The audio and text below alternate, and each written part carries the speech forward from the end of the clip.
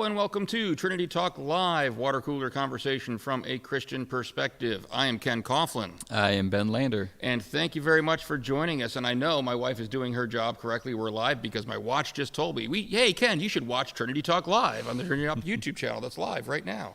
It does that. Anyway, so hey, welcome. Thank you very much for joining us here today. I know we took last week off because it was Memorial Day, right? Yep. Yes, not Labor Day. That's not until September. Right. It was Memorial Day. So I do want to, thank everybody for coming back and joining us here again 2 weeks later. And I do want to quickly mention another note before I forget that I know we did say the show was going to be weekly while we were going through this coronavirus thing. And it used to be bi-weekly, and now it's been weekly. And now it might feel like we're going back bi-weekly because we didn't have a show last week because of the holiday, and we're not going to have a show next week either. Hopefully you'll forgive me when you find out why. My daughter is graduating. And so we have her modified graduation ceremony to go to next Friday. She's one of those that was a high school senior and, affected by the coronavirus closures. And so her high school came up with a plan for what they were going to do. And so we've got that next week. And you don't want to listen to Ben talk to himself for an hour. I mean, you really don't. So I'll forgive you, Ken, for everybody else. Well, not to mention the fact that I think my wife's planning on coming to the graduation too. So you would be talking to yourself for an hour and the cameras wouldn't be rolling. Right. So anyway, but we will be back in 2 weeks, so please make sure you make plans to join us then. And as always, if you're not familiar, it's your first time joining us, we like to make the show as interactive as possible. Essentially, Ben and I talk for a while about whatever people are talking about around the water cooler. It can be news stories, it can be things, popular media, movies, whatever it may be. But we always do it from a Christian perspective. A lot of the resources that are out there, there's no shortage in the age of the internet of finding somebody's opinion about something or other, about everything, but not always with a Christian perspective to it. And so that's what we try to bring you. But we like it to be interactive since we are live here on Mondays. Oh my gosh. Mondays at noon. We are here Mondays at noon. Feel free, if you're watching us live, to comment in the live chat. Let us know why we're right, why we're wrong, why we should talk about something completely different. That's fine too. If you have a question for us, comment, please share it. And if you do, our lovely producer, my wife Mary Kay, will share it with us, read it to us on the air. And so we can respond to any questions you have, any comments you have right here while we are doing the show. Also going to ask folks to subscribe to the YouTube channel if you haven't already. I want to clear something up because we had some people that apparently were confused about this that aren't as familiar with YouTube. And some of the feedback I got is some people thought that YouTube was kind of like, Netflix and Disney Plus, and it was a paid thing, a paid subscription. It's not. It doesn't. It costs. I mean, they do have YouTube Red. That's a different thing. But you don't need that. We're not even going into there. To subscribe to YouTube does not cost you a thing. You click the subscribe button, and if you don't have an account, it'll have you make an account. Mainly it just gives you notifications when we post new content. Right. Yep. Yeah, and so you can know when new things come up. So by way of reminders, and it'll be everything on the channel. So like our prayers to the people that we have. That Ben's doing tonight. We just booked him for. Yay. On Mondays and Thursdays, 8 o'clock, we have an opportunity to kind of close your evening in prayer and things like that. So subscribe to the YouTube channel if you don't mind, if you haven't done it already. We're also trying to, and hey, actually, this is a really good lead-in. Last I checked, we're at 770 subscribers, so we're getting up there.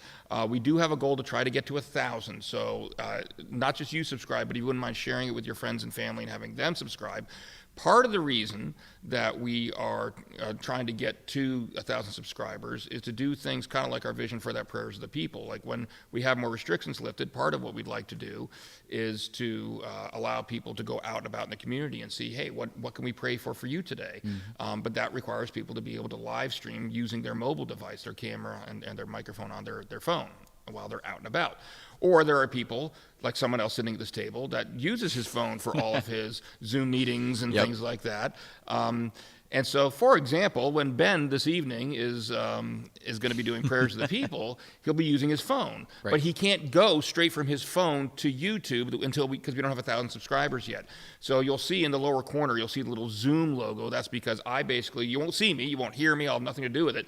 But I'll be there watching him because we'll set up a Zoom meeting, and then I'll send the Zoom meeting to YouTube, basically.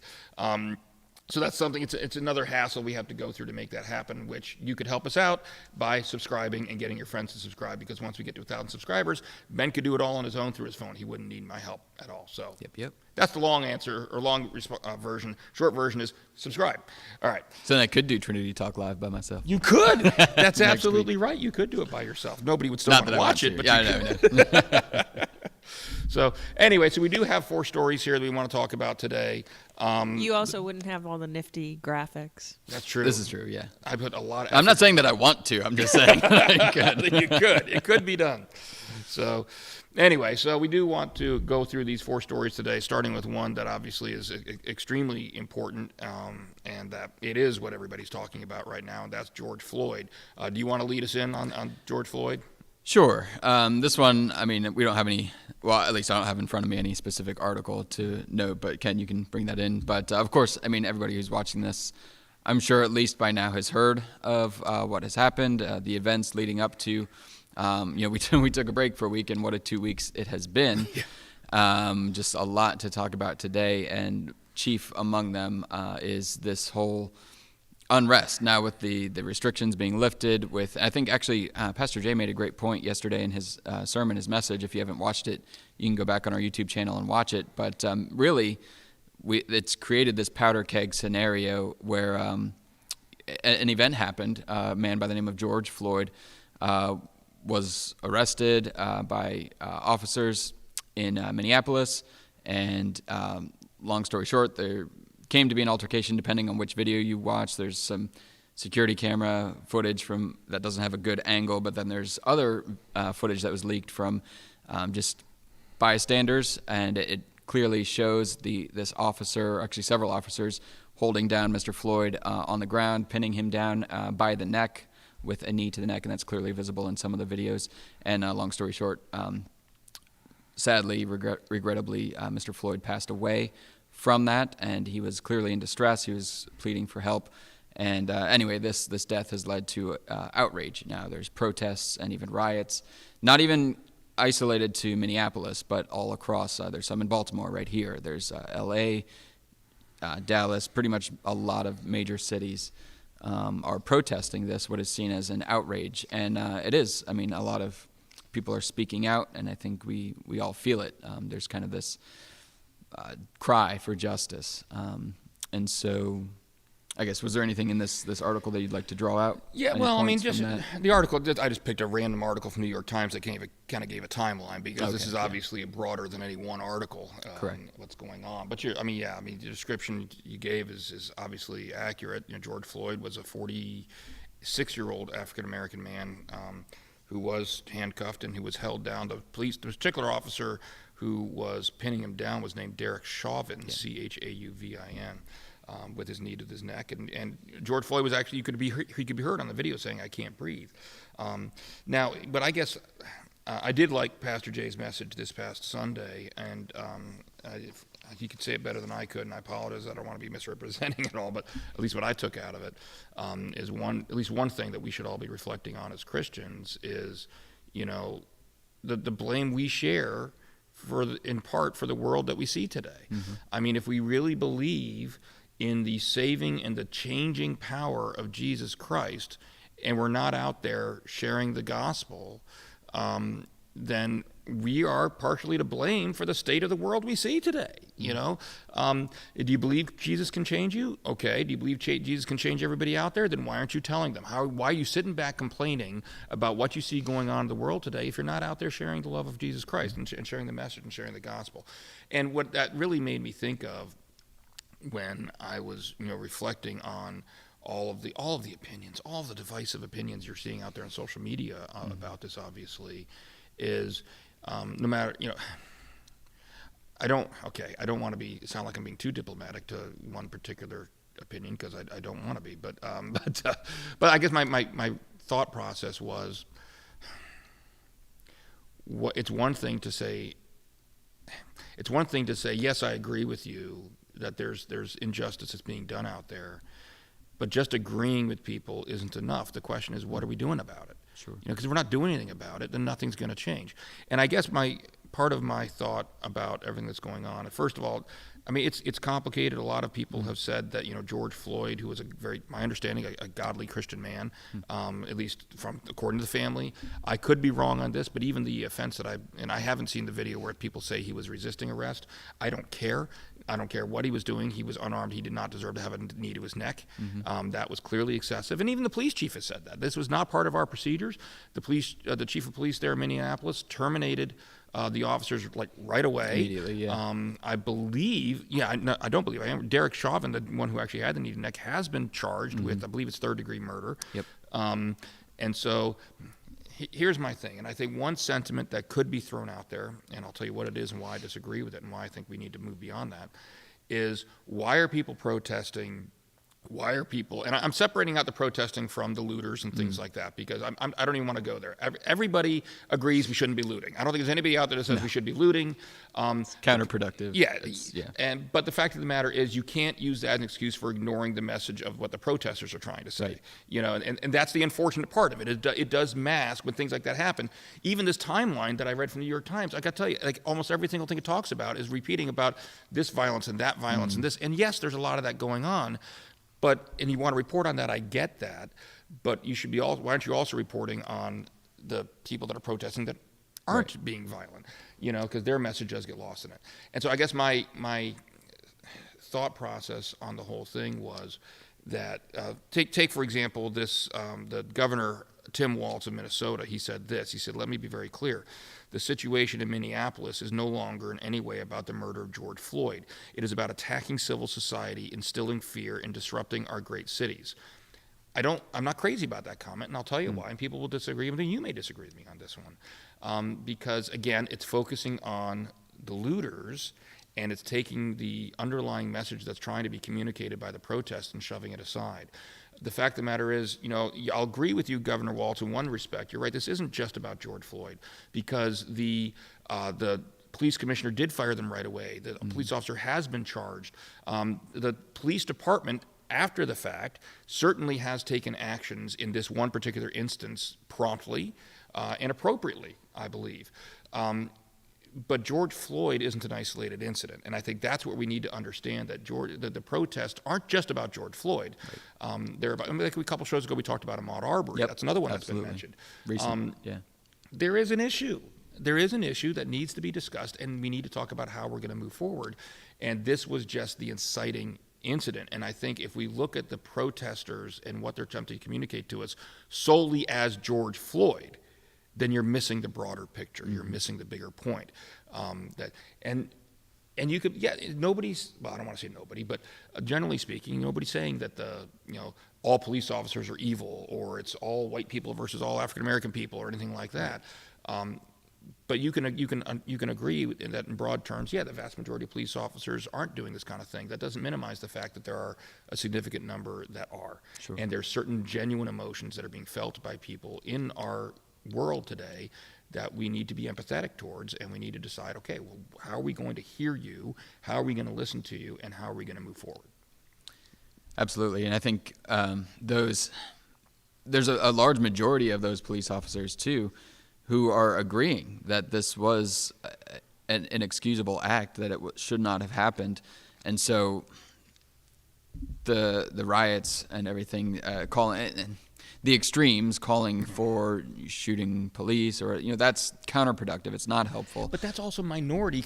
Correct. Here's what annoys me, and I'm sorry to interrupt you. No, here's what annoys me is that when you have people who correctly, I think, say that not all police officers, the vast majority of police officers aren't like this. You're focusing on the little minor minority. Okay.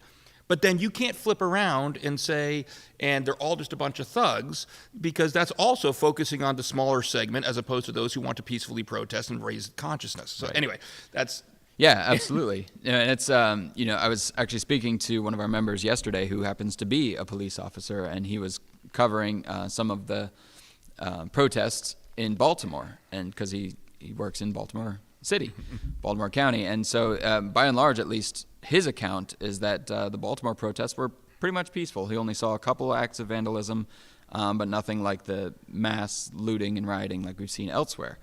And so, his point was that, pretty much every police officer that he's spoken to has been on the same side. And we've seen police officers laying down their helmets and marching with these demonstrators, saying we stand with you against this injustice. But I think you're correct in saying that it's not even about that. It's not even about this particular instance, that it goes beyond. And I would agree with that it goes beyond this particular, while unfortunate, while we grieve for Mr. Floyd and his family, that's really not what it's about, because it is kind of more of an internalized view. And whether or not, we have to be careful too, because we don't have all the facts. We can't say for certain that it was even racially motivated, because we don't know the motivations. So I will say that, at the same time, understanding that there is definitely a large amount of cases that we've seen.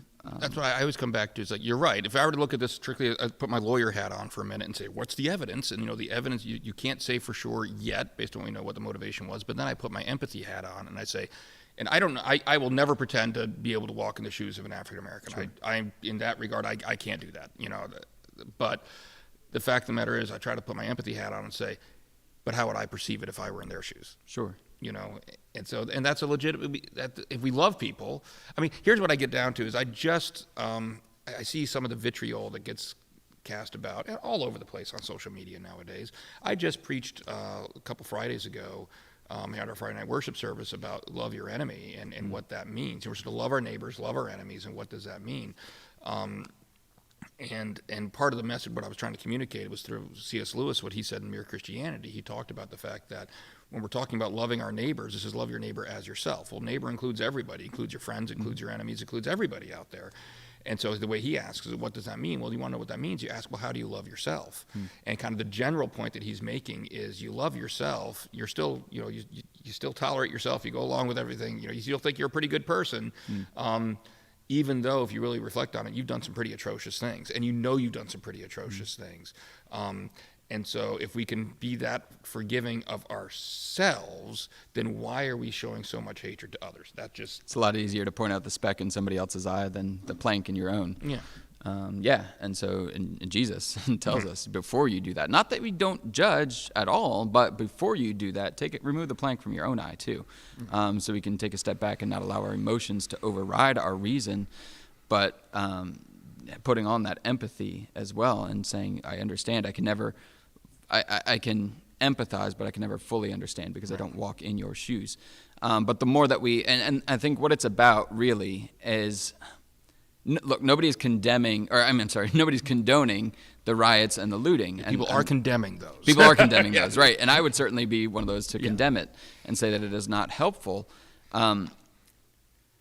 Understanding, though, that it isn't even about that. It's about the felt injustice of not having a voice. So those, at least if I'm trying to empathize and understand what would cause this, it's this internalized injustice that lashes out because a particular group of people feels like they don't have a voice and don't have a say, and so they have to make a statement in order to be heard.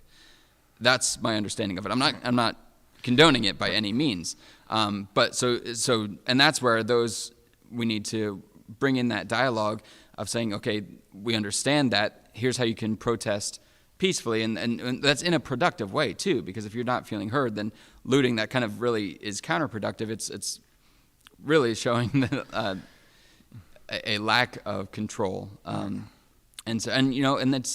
there needs to be justice, and that's something we can get into to open up a whole other can of worms of this cry for justice. When we see these, a lot of the rally cry is no justice, no peace, right? And so that's kind of the rally cry for these protests. And when we think of justice in terms of a Christian perspective, from a boots on the ground, brass tacks, what does it come down to? How do we enact justice from a Christian perspective? When we see this in a pluralistic society, right? When we've got all of these, America is this greatest experiment in pluralism. You've got all these different cultures living together, and we are different. And so we celebrate our differences for the sake, and I really like, shout out to Andrew. He sent us the podcast from his former professor, and I was listening to that for a little bit, and he said, it's I forget the word, not pluralism, but diversity. For the sake of diversity is not helpful, but diversity for the sake of the gospel, that's where you really have something. When in Galatians 3, when Paul says, by faith, there's no longer, for as many of you were baptized into Christ, have put on Christ. There's neither Jew nor Greek, neither slave nor free. There's neither male and female, for you are all one in Christ Jesus. And if you are Christ, then you are Abraham's offspring, heirs according to the promise. So Paul makes this distinction to the Galatians that in Christ, it's not that we don't see those differences. It's not that, you see what you see, right? It's, I can't even say, obviously I can tell you're a man, and Mary Kay, you're a woman. My wife, she's a woman. Yeah, I see those differences. We celebrate those differences for the sake of the gospel.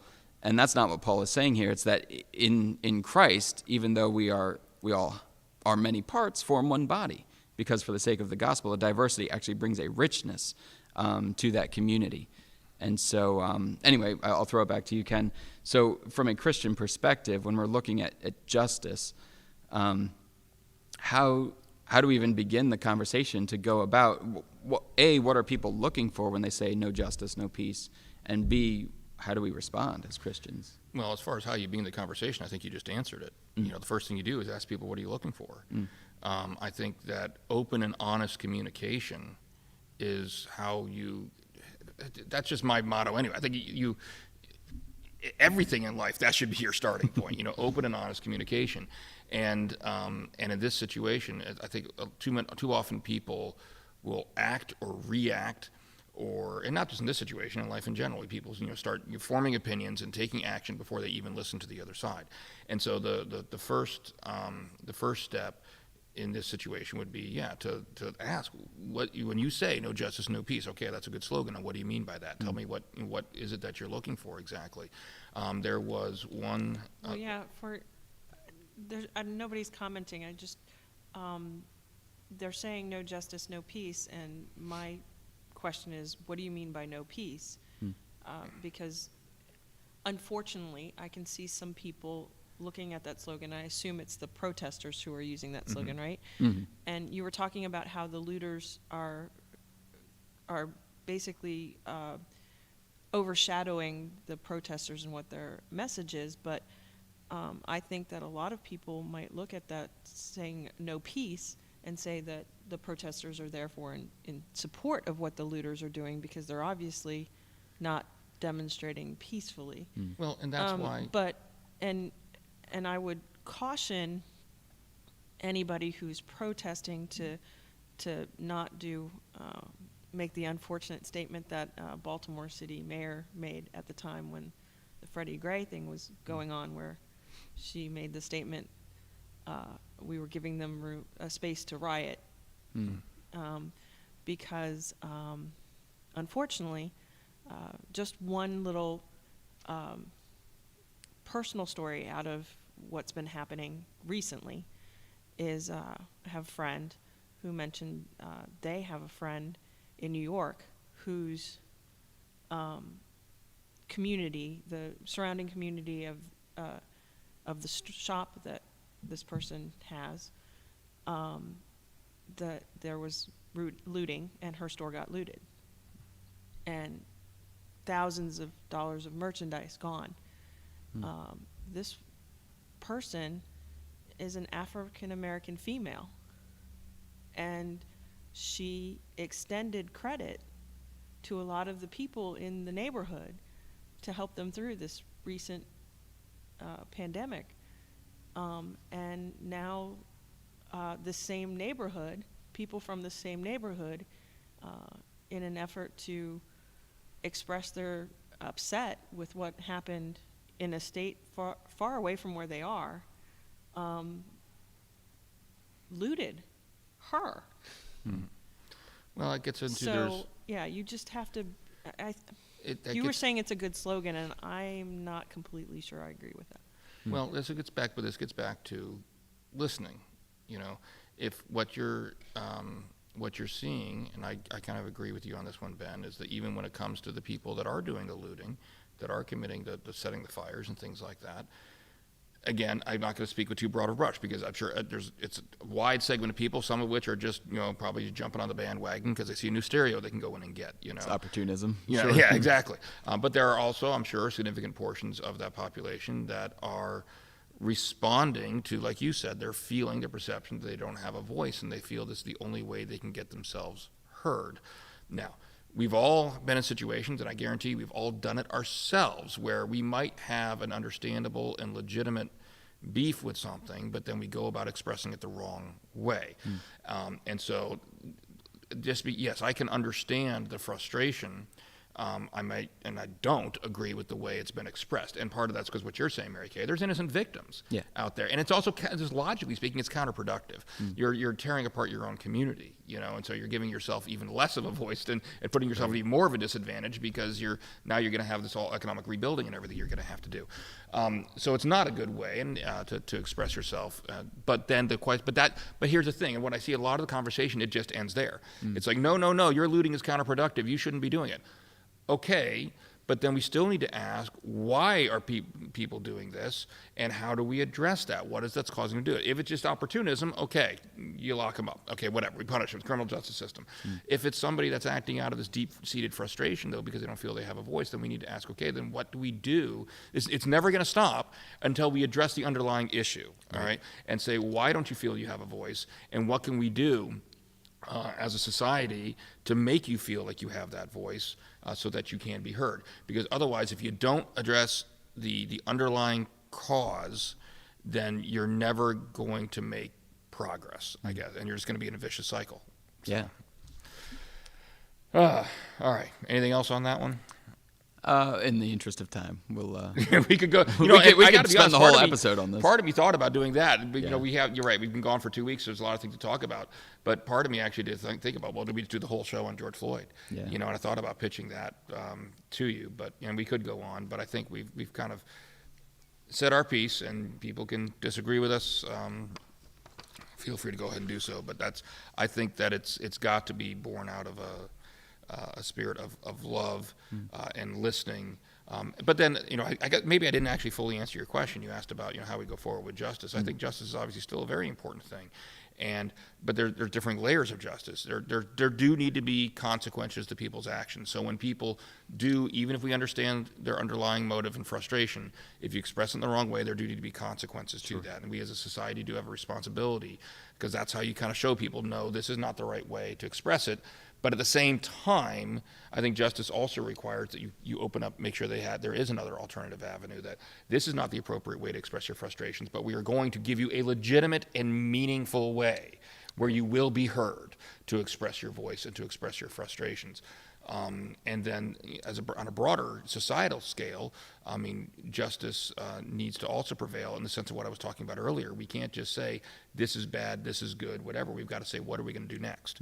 Now, how are we going to take steps forward? If we do have this broader societal problem, what steps are we going to take moving forward? And this wrap it all around full circle from a Christian perspective.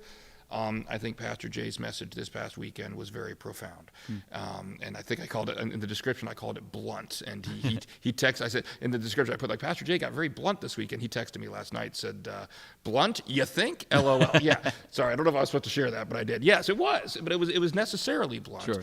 Because, we, as from a Christian perspective, we can't, it's not good enough just to say, I understand, we need to show empathy. Okay, how are we going to do that? What are we going to do? And one thing we can definitely do as Christians is share the gospel.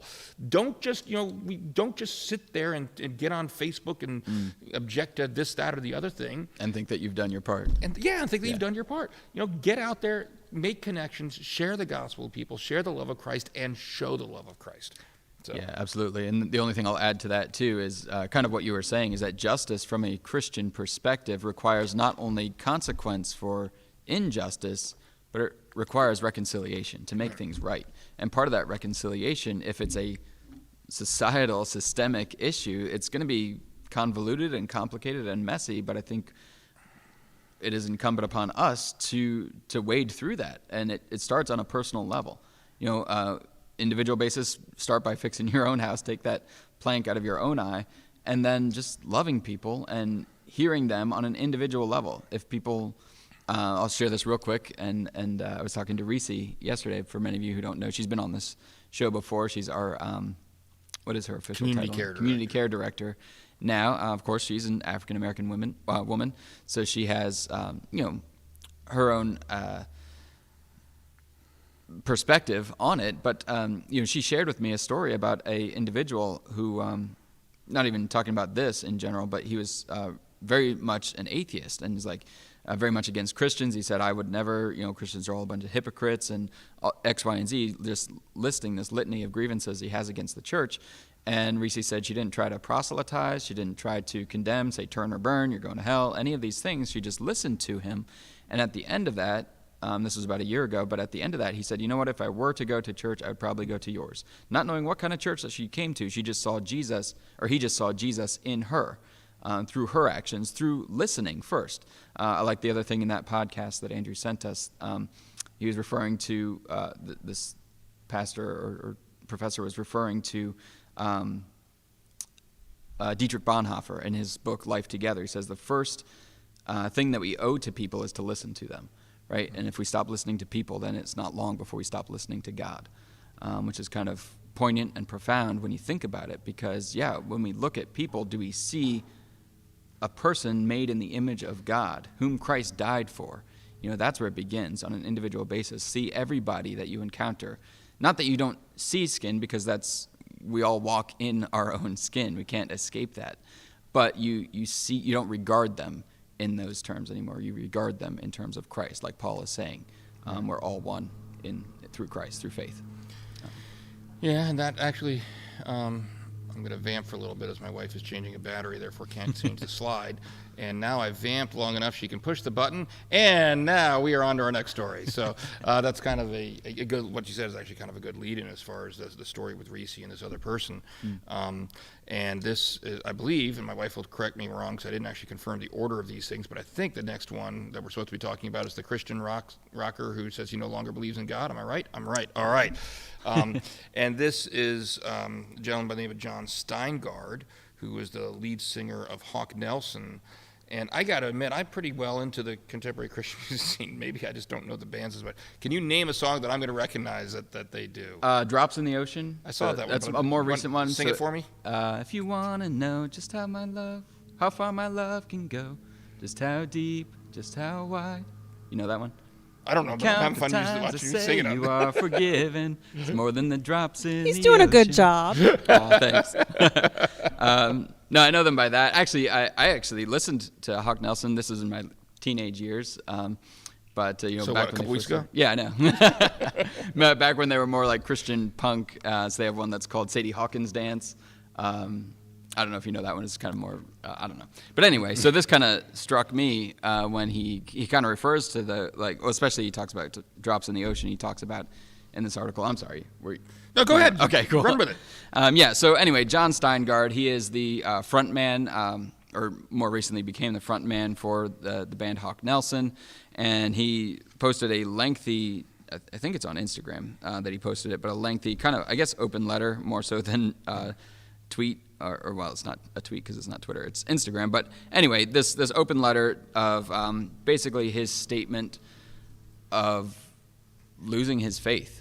He said, he's kind of agonized over it for a while, for a number of years, and the way he describes it in here is it's not like it happened overnight, not like it was a day and night switch, but it was the unraveling of a sweater. So if you pull on one thread, then everything starts to unravel. And so he kind of lists in here a couple of reasons. Of course, one of them is the old the old question: if God is all powerful, all loving, all just, why is there evil in the world? That's kind of the classic question that people go to. And so, but he kind of says he can no longer sing these songs in good conscience. These songs that are didn't start out as overtly Christian, but as they got on, as they got further in their career, Drops in the Ocean, kind of really was overtly Christian, because it talks about look at my hands, look at my side, specifically referring to Christ and his wounds for us, for the forgiveness of sins. And now he's saying he can no longer sing those songs in good conscience because he no longer believes it to be true. What are your thoughts on that? Well, first of all, I can give him a lot of respect for that. I mean, that I applaud him for that. That absolutely. If you're not behind it, if you don't believe it, and you're saying I can't in good conscience sing it, then I'm right. Well done, sir. In that regard, you shouldn't be, and you're being consistent with what you're feeling. And so I got no problem with him not singing anymore. I think that he should be credited for that. And I think he should be credited for his honesty. And as far as he could have just gone right on singing along, not told anybody, but he didn't. He was having his issues with the Christian worldview, and he was open and honest about it. I was, for the most part, also happy with the reaction from a lot of other contemporary Christian artists who basically were still loving. I read one article talk about they came out with tweets or responses supportive of him. It's like, I don't know if I would say, it depends on what you mean by supportive. They certainly weren't saying, yeah, you go be atheist. It wasn't like that, but it was, hey, still love you. If you ever want to talk about it, I'm still here. But I mean, what we're seeing is this isn't an isolated phenomenon. Now, of course, it's one of those things where, this is the Christian artist that leaves the faith is the one that's going to make all the news media, and not all the ones that don't. True. So that's always going to be out there. But it does. I get sad when I see stories like this, and I see people that basically were raised what I like to call as cultural Christians. In other words, they lived in a Christian environment. He was a pastor's child. Everything was with the church, and so he was pretty much a Christian because everyone around him was a Christian, or he thought he was a Christian. We're not going to get in that theological conversation, but he identified as Christian. No, we're not. But, because everybody around him was, and that was just his culture. That was his environment. But he never seems, one could say that he arguably never really internalized it. And at least in some respects, some of what he's expressed seems to be because he had questions and never felt that he got answers to them. I remember reading one question he had, and I can't remember if this was in the original Instagram post or not, was about, questioning the reliability of the New Testament documents, whether we could really trust what they say. In other words, they not trust as far as whether these events really happened, but even know that the words that we're reading are really what the original authors wrote down. And he expressed, I think this was a sentiment he expressed to his father, if I remember correctly. He said something along the lines, well, if we can't even trust what the Bible says, what the New Testament says, then what are we left with? And the response was something along the lines of precisely. Yeah, it was his father-in-law, Father-in-law. who's also a pastor. Okay. Yeah. And it's like, that's not the answer. Right. Right. And so it just seems like a scenario that we see repeated quite a bit, where people do have questions, they do start to have doubts, and they're not allowed, first of all, maybe they don't feel like they're allowed the freedom to express those and to have those, and then if they do, they don't get answers to them. And I understand, obviously this hits home for me. This is why I do what I do. This is why I am a Christian apologist. I get a lot of people that look at what I do, and I've had people say, I've joined classes that I've taught or whatever, and then after 1 week they're out because they're just like, this isn't for me. This is, too heady, whatever it may be, or just not fun. And I get that, and I have no problem with that, because there are people that don't need this. All right, there are people whose faith and walk with Christ is such that they don't need someone like me. They don't, and I take no offense to that. That's great. But there are a large number of people who do need answers and are looking for answers to these questions. And if we as a church make the mistake, and this gets back to kind of what you were saying before about everybody's different, we do have the diversity. If we, as a church, make the mistake of believing and thinking that everybody's faith walk is like ours, then we're going to be failing a number of people that are in the pews. Yeah. There are people that, if you're the type of person that this answers these questions don't bother you at all, you feel strong enough with your personal relationship with Jesus, that's great. But don't make the mistake of believing everybody's going to be like that, because it's just not true. And this is what we see when we, as a church, don't know how to address these concerns. Absolutely, and this actually hits home for me too. Of course, pastorally, and it grieves me, and something particularly that he states in here. Let me see if I can pull it up real quick. He says,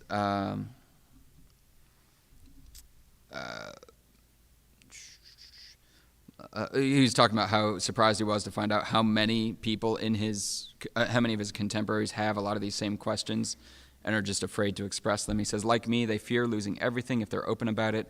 I hope that my openness and transparency can be an encouragement to them and to you if you feel the same.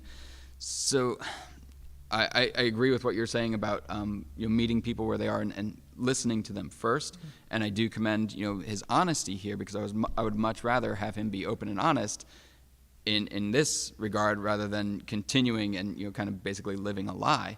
Obviously this is preferable in that sense, but it also grieves me because he's here encouraging others, kind of hoping that his openness and honesty will lead others who have these questions not to seek the answers, because it doesn't seem like I don't want to, okay, maybe that's unfair to say that he didn't seek the answers, because he talks about he's talked to people, he's talked to his father-in-law, but I wonder, I guess, how much, because the answers really are out there. They're all there. These questions are easily answerable. Yeah, and he's encouraging others who have questions, to kind of, this works for me, life goes on, this will work for you too. So that bothers me. And it also really hits home because I have a very close friend that I grew up in the church with, struggling with a lot of these same questions. He and I had a very in-depth conversation about these things, and for the time being, he's kind of stepped away, and it grieves me. It really does. And so I pray for him continuously, but it's that, and that's my prayer. By just giving him the space to voice these concerns, responding to them as faithfully as I can to the gospel and to the scripture, using scripture. And of course, that's, I guess, a sticking point for people with these doubts is using scripture to prove your point. Right. They want to see outside material or you just logical explanations. But even, there is at some point requires faith. Faith is an act of God to bring, the sinner to repentance. There is the Holy Spirit, it's that seed that we plant that then God waters and grows to fruitfulness. So, no, I agree with you that I would say it's better that he is honest about this, but also it concerns me that he's kind of encouraging others to. Well, I think this goes back to a very similar thing we talked about when we were talking about justice earlier. There's two different levels of looking at it.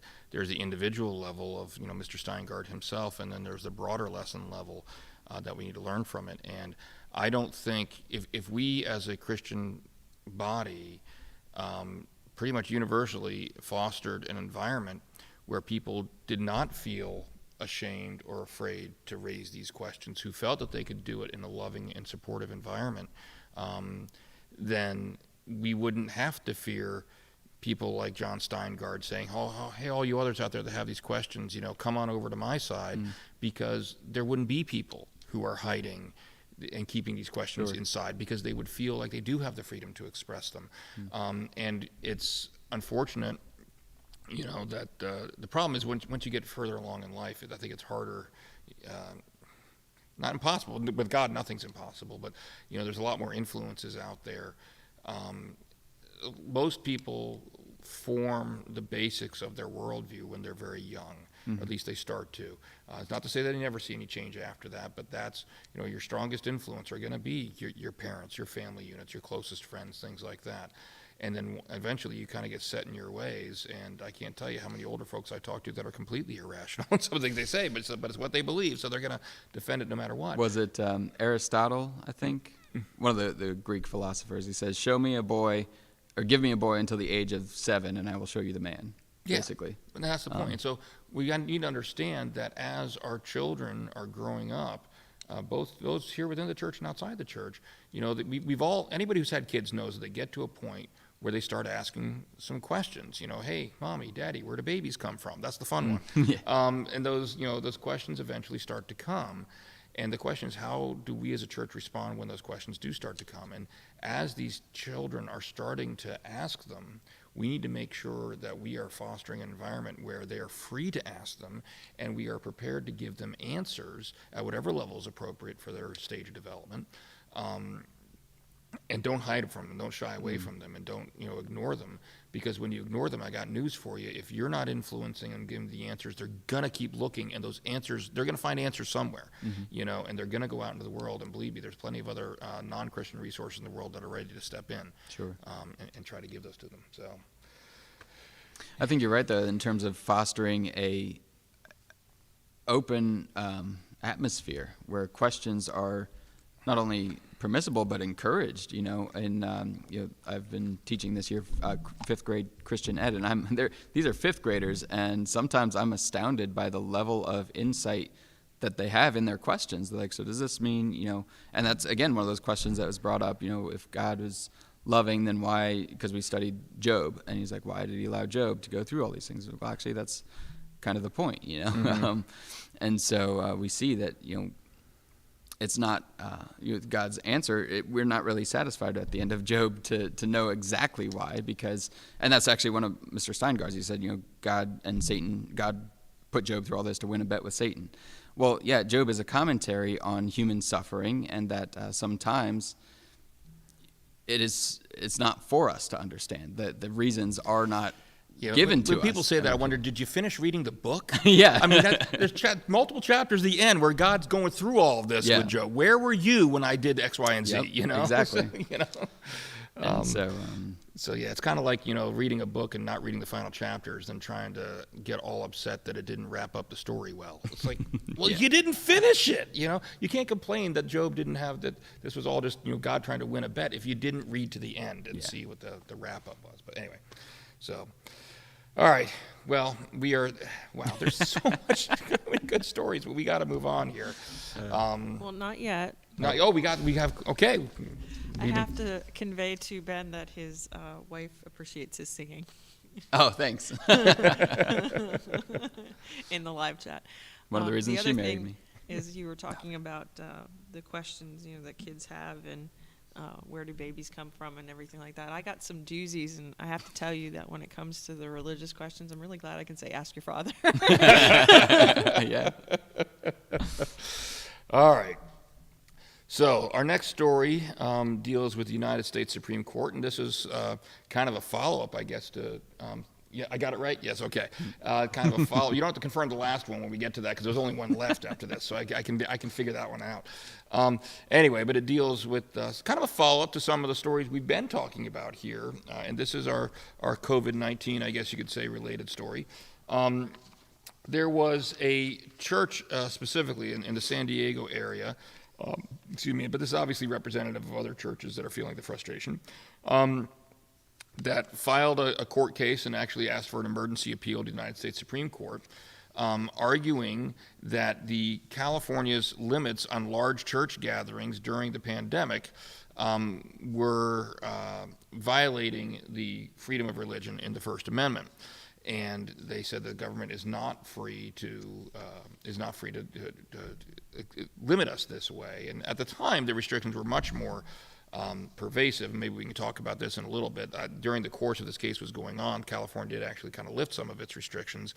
But what the justices in the Supreme Court did say by a 5-4 vote that the California could enforce its rules at least for now. And that's important to understand, that this isn't the end of the case. What it was, this was an emergency appeal because they wanted to be able to gather and open their doors on Pentecost. And so time was of the essence, and that's why this went up to the Supreme Court so quickly. Now all this means is it's got to go through the normal channels. And so now it goes back to the district court and the Court of Appeals, and then it can eventually theoretically work its way back up again. But of course, by that point in time, Pentecost would have come and gone. Yeah. So Justice John Roberts, for the majority, who upheld California's right to impose these restrictions, says the precise question of when restrictions on particular social activities should be lifted during the pandemic is a dynamic and fact-intensive matter subject to reasonable disagreement. Our Constitution principally entrusts the safety and the health of the people to the politically accountable officials of the states to guard and protect. Now, in dissent, there was Justice Kavanaugh, who was joined by Justice Thomas and Neil Gorsuch, and one more because it was 5-4. Justice Alito said he would have granted the church's appeal as well, but I don't think he joined in the dissenting opinion. Justice Kavanaugh wrote the dissenting opinion in which he said, California already trusts its residents and any number of businesses to adhere to proper social distancing and hygiene practices. The state cannot assume the worst when people go to worship, but assume the best when people go to work or go about the rest of their daily lives in permitted social settings. So the long and short of it, it was a close case, but you've got one side basically saying, look, you've got all these other places that are already opening that you're allowing to open that have more people than what you're allowing us to have here in the church setting. At the time they filed it, the churches weren't allowed to gather at all. Since then, they have modified that somewhat, in my understanding, where they're allowed to gather up to 25% of the capacity of their building or 100 people, whichever is smaller, is what the restriction that kind of the modification that was made while the case was going on. But that wasn't specifically what the case was addressing. It was addressing this total ban. You can't show up. Well, at a time, grocery stores and other stores and things like that were allowed to open up. Manufacturing plants were allowed to open up. So, and is it correct in saying there that, but the factories were not under such restrictions? That's right? correct. I mean, the factories were not, is my understanding. They didn't have to, adhere to, they didn't have capacity restrictions, for example. They couldn't say, you can only come with 25% of your employees or anything like that. Right. I think they were kind of like here in Maryland. They were supposed to, try their best to have good, safe practices as best they could, but not the same restrictions that the churches were under. Correct. So, go. I actually, reading this kind of makes me feel fortunate or blessed that Maryland, it wasn't this case. Yeah. That actually Governor Hogan allowed churches to reopen at 50% capacity pretty soon after the initial restrictions were lifted. We were one of the first restrictions that were kind of lifted, putting us in that same category of essential businesses. Even went back to say, churches are essential, and so I think that's we feel fortunate here. But in clearly in California, it's not as much the case. I would agree that I like the statement in there. It says, the Supreme Court or courts can't, or government, however it was stated, that they can't assume the worst with church gatherings, but assume the best with factory workers. Mm-hmm. And I guess the reasoning for qualifying churches is that in factories, typically people don't sing in close proximity. I guess. You see, that goes back to the whole harmonica thing and the playing of wind instruments. So no, I think there is a case here. And like you said, it was a very close case, and it's going to go back to the district courts and everything to... You know what I found interesting is that a lot of people would say, and even this article I was reading was talking about how, Justice Roberts joined, or Chief Justice Roberts joined the four liberal justices, and the other, four conservative justices went the other way. This is the most political I'll get, but I could see people going either way, to be honest with you. And you want to ask, am I surprised that Roberts did that? He framed his decision based on states' rights, which is typically a pretty conservative viewpoint. He basically said, that the states should have the rights to decide whether to do this. So I understand that. Now, there's two separate questions here, and we've talked about this on the show before, as far as where my concerns lie. There's a moral question. Regardless of what the law and the government says you can or cannot do, what should we do purely morally, ethically? Yeah. That's a completely different question from what the government should be able to force you to do. And so this article is really to be dealing with that aspect of it. What should the government be able to force churches to do? Even if we were to conclude that the government could not force us to do this, there's still another legitimate question about whether we should do it anyway. And we joked around a couple weeks ago, I think the last time we did the show, that when even if you're talking about 50% capacity, let's not be naive about it. It's not that simple as governor says 50% capacity. Okay, let's all come to church, because if we had teleportation and we could beam everybody from their car directly into the designated pew, and then beam them directly out of the pew back to their car, then sure, that wouldn't be an issue. But unfortunately, there's other things that need to be taken into account. There's the ingress and the egress from the building. There's the bathrooms, Right. And so there's a lot of other things that we, as responsible Christians who are loving of our neighbors, need to think about and need to take into account. And that is, to my understanding anyway, why we're meeting in the parking lot right now, because there's you got to be safe, and you've got to think about that. Now, that all being said, so people don't blast me in the comments and say, Ken, you think that we should all whatever. I mean, you think we should or should not reopen or whatever it may be. Understand that I think that the moral question is a different one from the legal one. The reason the legal one gives me some pause is because I'm a lawyer, been one for over 2 decades, and I do have some issues with government overreach as far as taking the restrictions and what they're forcing you to do too far above and beyond what is necessary. And case in point, a story of tale of 2 jurisdictions. All right, you mentioned that Maryland's restriction right now is we can worship and gather up to 50% of our capacity. That I was actually happy to hear Governor Hogan say, because one of the things I railed about on this show before was the earlier restriction, which was no gatherings of more than 10 people. And arbitrary. I said, that makes no sense, because if you've got, Joel Osteen's facility down in Houston, Texas, is treated the same with the same restriction of 10 people as a house church. No sense whatsoever. Maryland remedied that with the percentage of capacity. And we can argue whether 50% is too much, too little, whatever, but at least it's a percentage, right? The California restriction that came out recently is you can have no more than 100 people present at a time or occupy more than 25% of the capacity of the building, whichever is smaller. It's the same issue. I mean, why do you have this hard and fast 100-person cap? And I don't know if this is just the way the article was written or this is the way the restriction really is, but it says no more than 25% capacity of their building. Why not the worship space? Why not the sanctuary? Because if you're talking about the capacity of our building, that's far versus, more which than, is much we got a school and all this, Yeah. versus the capacity of our sanctuary, that's a very different mathematical formula. And if you were to tell us that we can do 25% of the capacity of our building, we could probably pack the sanctuary, and that's not what's intended. So, so I do worry, and I do worry about government overreach as far as them forcing us to do these restrictions that don't make a whole lot of sense. I do also understand both sides to some extent. Yes, churches are, generally, the response was churches are generally people gathering in close proximity to sing or whatever it was. You mentioned the quote. Part of me is thinking, well, but are they necessarily gathering in close proximity? If you're limiting the capacity and you're requiring social distancing, then they're not necessarily gathering in close proximity any more so than factory workers who are working maybe even side by side on the same assembly line, So I don't know if I've rambled on long enough and people probably have no idea what I think. Maybe it's because I don't know what I think necessarily, except that I have hesitancy about government overreach. But I do think we have to analyze it from a moral perspective of being loving to our neighbor as well. So. Yeah, I'm hesitant too, as well as far as the government overreach goes, and maybe this throws a wrench into the whole discussion.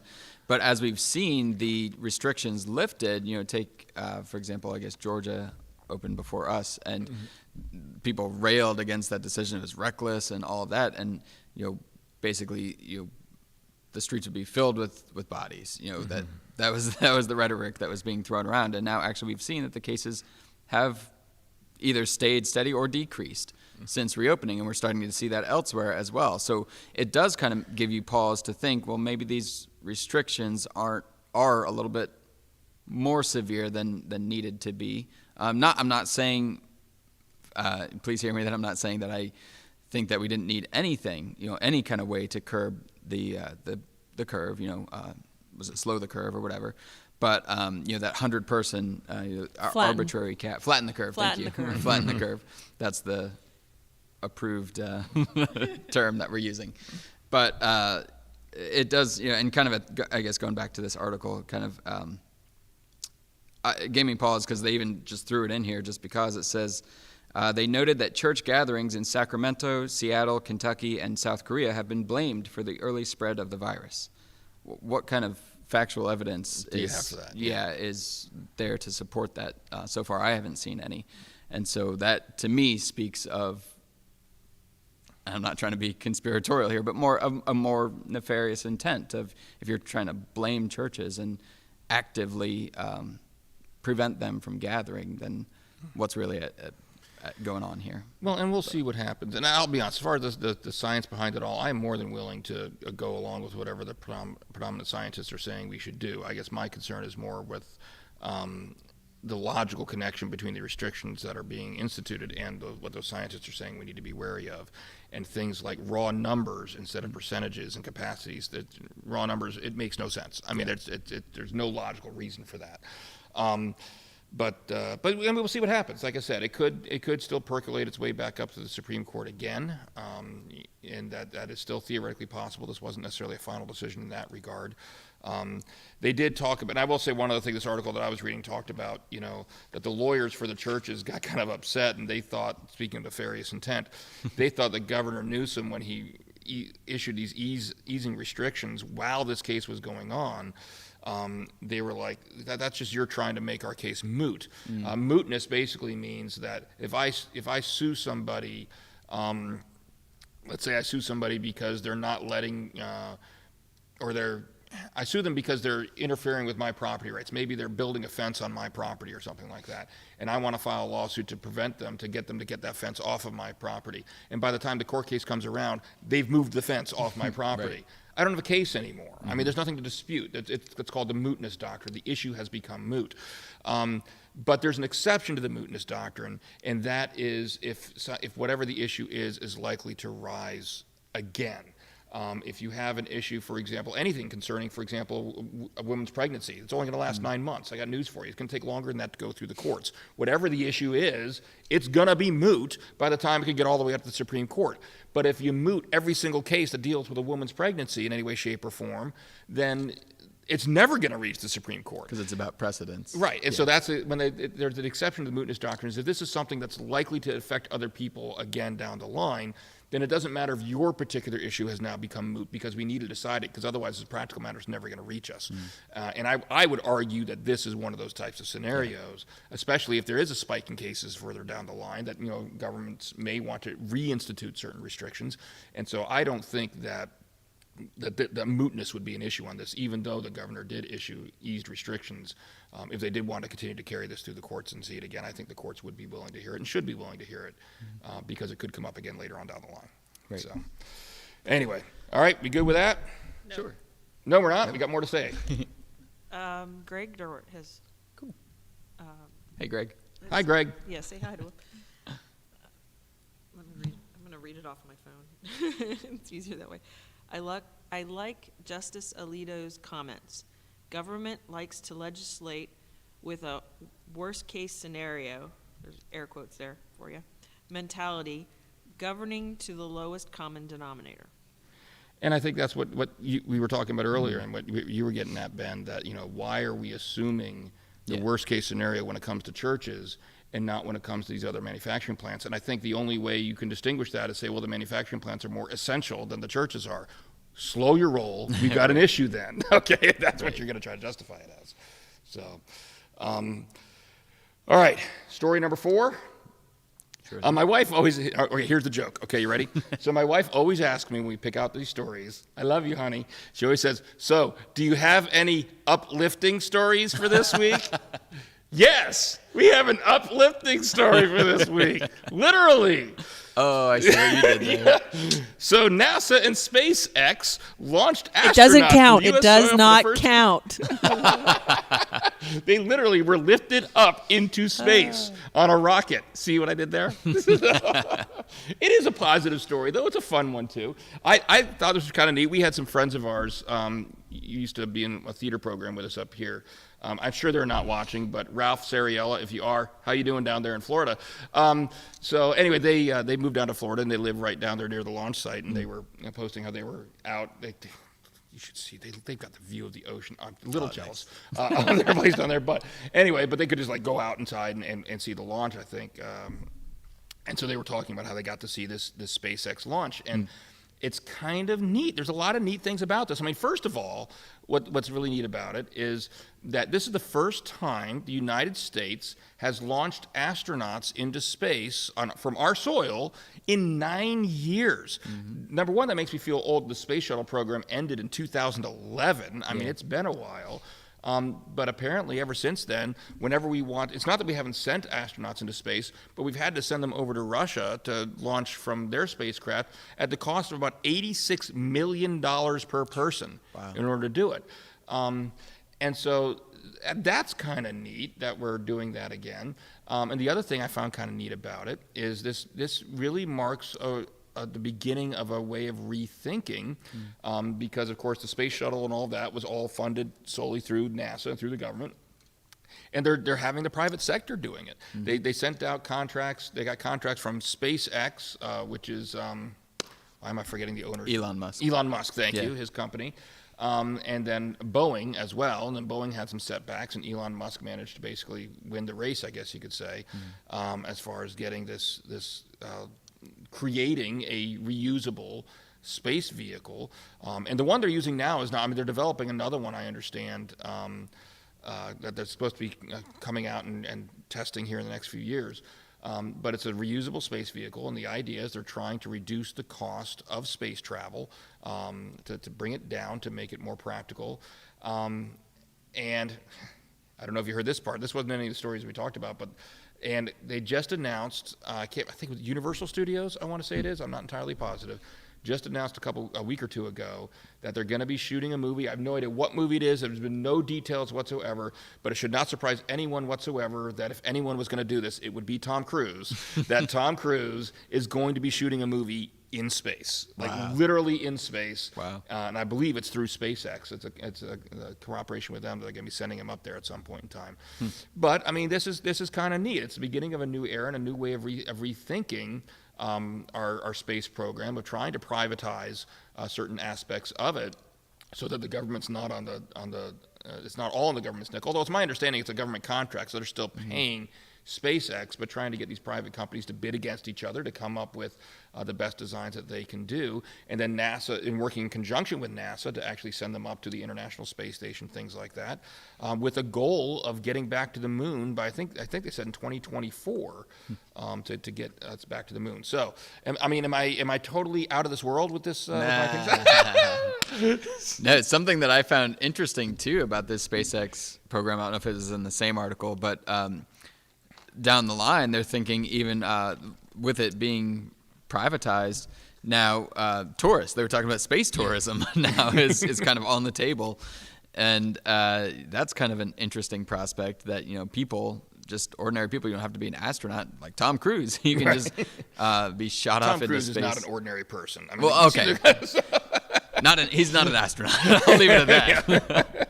He never mind. He does. I'm just speaking of his willingness to do some of the stunts. He does like almost all his own stunts, and some of the stuff he does, it's like, no, thank you. And for the most part, that's why he has to be executive producer. If you see some of the movies he's doing now, especially, no offense to him, but he's older than us, so at his age, he's doing his own stunts. I don't know that there are many insurance companies that are willing to. No, they can't get production insurance a lot of times for that. To cover them, because. So if you what's the insurance rider for space? I don't know. But if you look at a lot of the movies he's done more recently, he's always listed as an executive producer, which means he's bringing money to the table. Yeah. Yeah. So. Yeah. No, I thought it was just really cool. And actually, I don't know if it's the same article. The one I was looking at was from the New York Times, I believe. But kind of contrasting, earlier one of the earlier stories that we had on here was that. I'm not looking at the right one. Anyway, they mentioned that also in contrast, we have two extremes, really. You've got all the things that bring us down. We've got the looting, the rioting, and everything down here. And we've got, somebody being sent into space. And, something you could say uplifting. Uplifting, yeah. But, and they did say in there, if we thought that sending a rocket into space would solve our problems down here, that was, our hopes were misplaced. But somebody else had commented, and I wish I could remember the gentleman's name, but he said, we kind of see two futures for America. We see, we could we see the future of industrial engineering and kind of this new space race and everything that could really boost our economy and everything like that, kind of a brighter future, or we could descend into this rioting and anarchy kind of state. And so, the choice is really laid before us, how we, and that's not, hear me when I say it's not to minimize the issues whatsoever, but it is to say, there is positive things, positive change that we could be focusing our attention and our efforts into, while not minimizing real issues, but with the goal of building a better tomorrow. To quote Disney World, there's a great, big, beautiful tomorrow. Sorry. Anybody that's been on the Carousel of Progress has that song drilled into your head for all eternity. So anyway, no, I think it's great. And I'm excited to see where they go with this, and not just because I think space tourism would be cool. I got to be honest with you, my days of being launched into, even a flight simulator are probably behind me. I used to be really big on roller coasters when I was growing up, but I get motion sickness now. I can't do it anymore. So, but it's kind of, it shows that sometimes, and here's my broad philosophical lesson from the SpaceX launch, okay? Do we get caught up too much in thinking about doing things the way they've always been done and not opening ourselves up to new ways of thinking about it? And that's what's happened here. Obviously, it's just one small thing. It's talking about space travel. But for the longest time... One small step. My gosh, we are so punny today on this last story. My wife is so rolling her eyes. But no, I mean, we for the longest time, space travel was the exclusive province of the government, and this is, government money, taxpayer money, and all this kind of thing. And somebody finally said, hey, how about, and the government's still playing a role in it. It's not completely privatized. I don't want to say this. It's a joint venture. But what they've basically done is they've created incentives for companies to compete with each other to come out with the best product. And as a result, we look where we're at. We're launching this new step where, you can talk, if it's private companies that have an investment in this, you can talk legitimately about space tourism, because that might be, if they can get the cost down and make it cost effective and still make it safe, airline travel. I mean, think about it, before commercial air travel, how many people would have looked at that similar to how we're looking at, space tourism right now? Would have been so far beyond the scope. I mean, I feel possible. Almost like that's where we're at that point in history right now, where we're witnessing the same thing people would have been witnessed when flight was first coming out, and the whole commercial airline industry was just starting to be on that horizon, be the next thing, except now we're talking about space, not the sky. I find that to be kind of exciting. Yeah, and 40, 50 years ago, who would have thought that there'd be a planet in our solar system populated by robots? Talking about Mars, the rover is the only. Okay, yeah, okay. I got it. It doesn't make it funny, but I did see that one of the things. Sorry, one of the goals here may be to try to use the moon eventually as a launching place for Mars. Because my understanding, and I could be wrong with this, that logistically it'd actually be easier to launch a mission to Mars from the moon than from Earth. I could be completely wrong on that. If somebody knows the science better than me, they can correct me. But that's kind of a long-term planning. I think part of the reason why they want to get back to the moon. So, bang zoom. Well, that one historical on there. None of the youngins would have gotten that reference. So, I'm not going to ask if Ben got it. Ben didn't get it. Nope. you didn't get the bang zoom? No. The honeymooners, darling. Go Google the honeymooners. To the moon. Okay. Gotcha. Bang zoom. Gotcha. Oh, gosh. I love the honeymooners. So, all right. One of these days, Alice. I think do we have any other comments? Because this is definitely the longest. Greg has given you a thumbs up at some point, and I didn't catch exactly when it came. Because there's 30-second delay. Right. And at some point, I put down the face palm and the eyeball. We saw you doing that literally for real. Yeah, I know. I just figured I'd let them see it too. All right. Well, it is 1:15. This is the longest episode clearly we've ever done, and we do have another show coming on at 4, so we should probably sign off. For those of you that don't know what that show is, that's Get Your Kids Ready. That's Kids Zone Live is going to be here with Jess and Christian right here in studio. I don't know. So Sure. Sanctudio. Well, I don't know what we should call it. The Sanctuary Studio coming up at 4:00. So get your Is kids this our ready. Studio A? And outside is Studio B. In my office, which This we're is not using right now, studios. but used to. Is that what Studio C now? So. Well, it was Studio A. Oh, by the way, this just kind of concerns you. This is really exciting for whenever these restrictions get lifted. Big shout out to Al Hammer. For those of you that used to watch the show back before we were actually live, after this incarnation, when Ben and I would do it in my office, you might not have known it was my office because we had these black curtains that would all be around us. That was actually in my office. My office would make it into a little studio. But every single time, we always had to hang the curtains up with the stands, the big metal stands. Oh, yeah. And, of course, they'd always be in the way, and we'd be tripping over the stands and everything like that. And one time, they fell over on my head, but we won't talk about that. Al Hammer did something for me, which is really nice. We actually have cords in the walls along the ceiling, so that the side panels can just stay up and just slide out of the way, and then when we come back, they can slide back, make setup whenever we get back into our primary studio a whole heck of a lot easier. So anyway, that means Awesome. Well, nothing thanks, to any of you Al. out there, but I thought Ben might want to know about it. Yeah. So, all right. So reminder. That's when social distancing is not really required Yeah. as much anymore. Which I was going to make a joke about the space program and talking about it being an interesting way to socially distance. So for that show, or it's not even the stable we use; it's the 4-foot one that we're using there. But yeah, our distance apart from each other when we do it normally is like this far instead of this far. So Yeah. we have to respect that. Anyway, just a reminder: no show next week. Our daughter is graduating, so yay, Sarah! Congratulations, Congratulations, Sarah. And Yeah. that's going to be her. She never watches the show. I don't know why I say that. I'm not cool to her. I mean, Well, you can relay that then. Congratulations to Sarah. from Ben me. says congratulations. Yeah, it's a whole other philosophical debate. Is your dad a YouTuber or not? I'm not going to open up that can of worms. Suffice to say, my daughter insists that even though I have regular programs on YouTube on a regular basis, I am not a YouTuber. I don't meet the definition because I think it's because YouTubers are cool and I'm her dad. So anyway, but yeah, so she's graduating next week, so Mary Kay and I will be at that. So we'll be back in 2 weeks.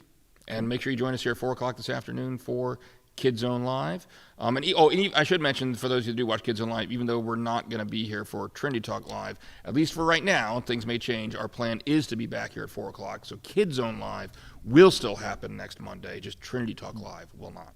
So, all right. Anything else? I think we're good. We're past good. Yeah, no, Anything it's else, all Mary Kay? Just that, I don't want anybody to think that our daughter's high school is holding the actual kind of Yeah, it's a social distance. That's part of the problem is we've got a limited window because there's a limited number of people in each window that we've got to go to. So that's why it's at a specific time and we during the day And for just us at least. For other families from her same high school, graduation will be happening several hours later. yeah. Yeah. So and it's the time prohibits us from coming in here doing the show. So, all right. Thank you all very much for joining us. We will see you back in 2 weeks, and God bless.